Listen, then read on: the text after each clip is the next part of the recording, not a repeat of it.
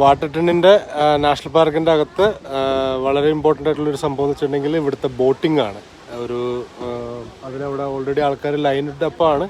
അപ്പോൾ അങ്ങോട്ടേക്ക് ഞങ്ങൾ പോവാണ് ബോട്ടിങ്ങിന് പോകാൻ വേണ്ടി. കാഴ്ചകൾ കാണാം.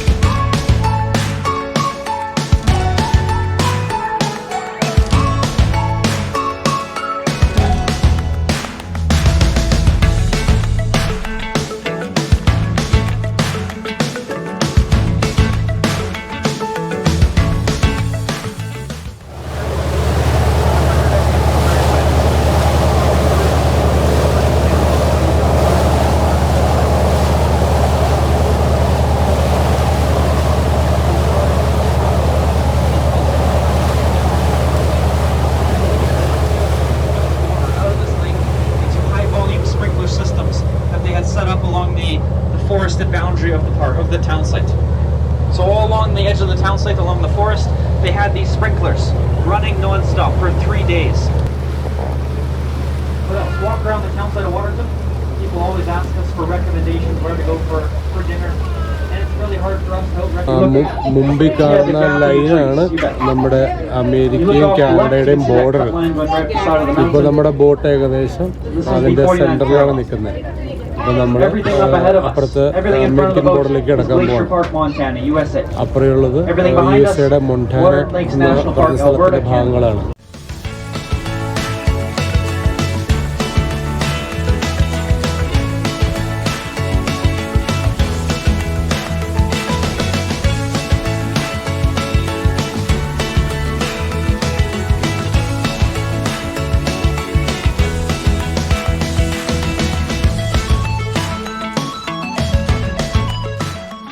വാട്ടർട്ടണിൽ നമ്മുടെ ബോട്ട് സർവീസ് കഴിഞ്ഞ് കഴിഞ്ഞാൽ പിന്നെ കാണാൻ പറ്റുന്ന ഒരു നല്ല സ്ഥലമാണ് പ്രിൻസ് ഓഫ് വെയിൽസിൻ്റെ ഒരു റെസ്റ്റോറൻറ്റും ഹോട്ടലും.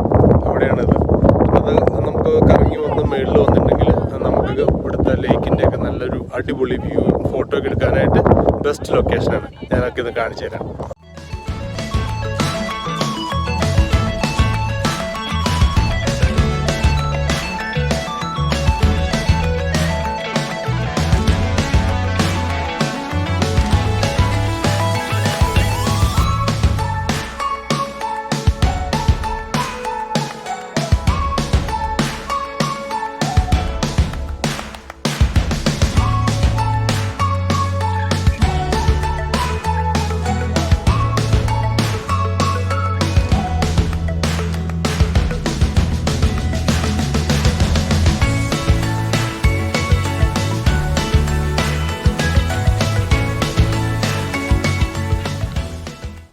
വാട്ടർട്ടണിലെ മറ്റൊരു അട്രാക്ഷൻ എന്ന് പറഞ്ഞിട്ടുണ്ടെങ്കിൽ ഹോഴ്സ് റൈഡാണ്. നമ്മൾ വാട്ടർട്ടൺ മെയിൻ ലേക്കിൻ്റെ സൈഡിലേക്ക് പോകുന്നതിന് മുമ്പ് ഇടതുവശത്തായിട്ട് ഒരു ബിൽഡിങ്ങിൽ അവരെല്ലാം സെറ്റപ്പ് ചെയ്തിട്ടുണ്ട്.